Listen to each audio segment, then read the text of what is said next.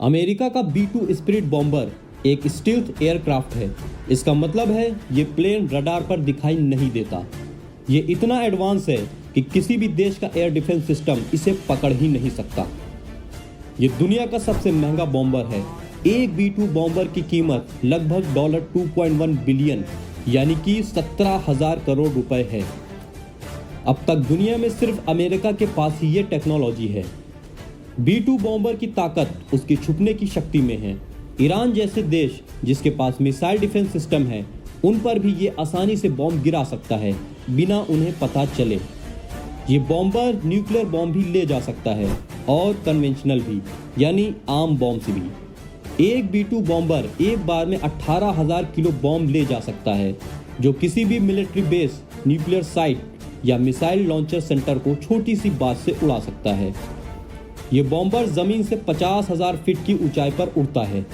Iran जैसे देश के लिए इस तक पहुंच पाना मुश्किल ही नहीं, नामुमकिन है।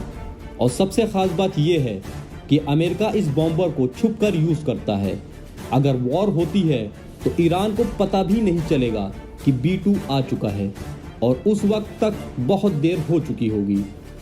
कल अगर अमेरिका और ईरान के बीच जंग होती है तो सबसे पहले वॉर शायद B-2 बॉम्बर ही करेगा।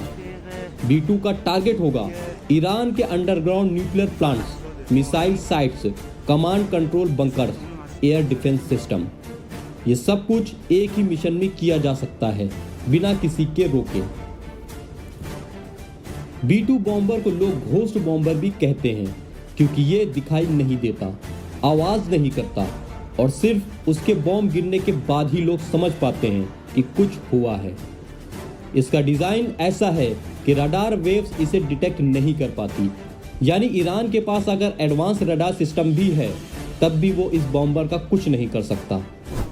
दोस्तों, ईरान के लिए B-2 बॉम्बर सिर्फ एक फाइटर प्लेन नहीं, एक छुपी हुई तबाही है। और अगर ईरान अमेरिका के बीच संघर्ष बढ़ता है तो B-2 वो पहला और सबसे खतरनाक सिग्नल हो सकता है। तो क्या आपको लगता है अमेरिका B-2 बॉम्बर का यूज करेगा ईरान के खिलाफ?